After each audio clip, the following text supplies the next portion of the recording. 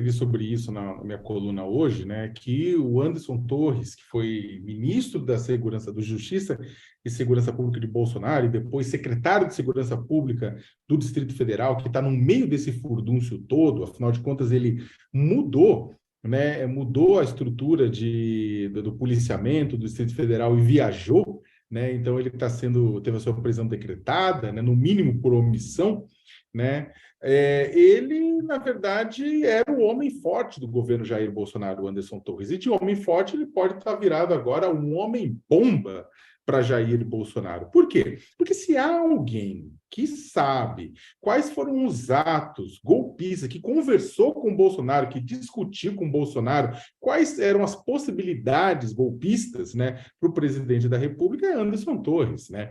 Não só isso, Anderson Torres fez uma série de favores, né, para o bolsonarismo durante a eleição. Primeiro que ele ocupou esse lugar exatamente para proteger o presidente e a sua família. Lembrando que a Polícia Federal tem uma série de ações de investigação que envolvem Jair Bolsonaro, como próprio questões da pandemia, e o Ministério da Justiça controla a Polícia Federal e a Polícia Rodoviária Federal, em primeiro lugar.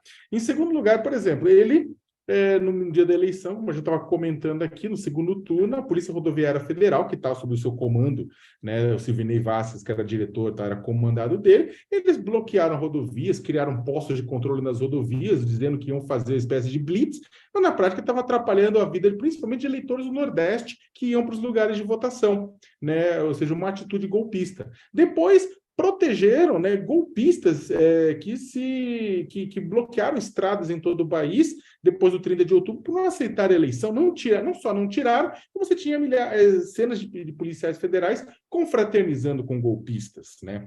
Depois o próprio já Anderson Torres entra nessa história de sola ao, na prática, se omitir, a polícia do DF se omitiu. Aquela situação terrorista que houve na Praça dos Três Poderes, com a depredação do Congresso do Planalto do STF, por conta da omissão do Anderson Torres.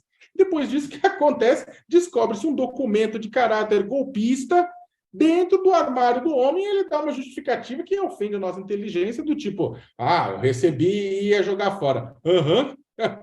Senta lá, não é? Isso não é aceitável. Isso não é aceitável. Então, na verdade, o que acontece? Se há uma pessoa que sabe como foi discutido o golpe e como tentou contribuir para essa situação de desestabilização da República, foi Anderson Torres. Agora, Anderson Torres, Diego, ele não faz isso sozinho, porque ele não era o principal beneficiado dessas ações todas, né? O Anderson Torres, o principal beneficiado é Jair Messias Bolsonaro. Nesse sentido, e considerando que Anderson Torres é um delegado da Polícia Federal, um delegado de carreira, tem uma vida pela frente, né? E considerando que Jair Bolsonaro é super craque em abandonar aliados na beira da estrada, como diria Gustavo Bebiano, que Deus o tenha, como diria o general Santos Cruz, né? Todo mundo que foi abandonado por Bolsonaro na beira da estrada, né?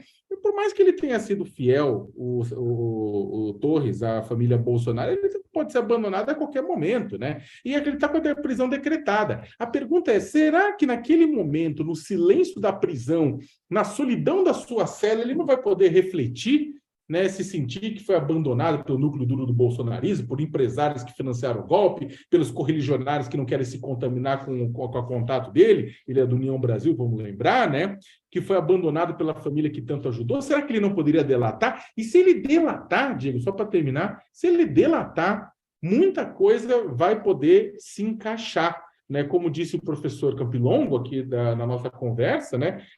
Você tem muitos elementos que conectam Bolsonaro, colocam Bolsonaro sob suspeita. Talvez Anderson Torres consiga costurar tudo isso e envolver Bolsonaro de uma forma que ele pode ou se tornar inelegível, porque isso pode ajudar nos processos que estão correndo no Tribunal Superior Eleitoral, ou ele pode sofrer um processo criminal e no horizonte para a cadeia.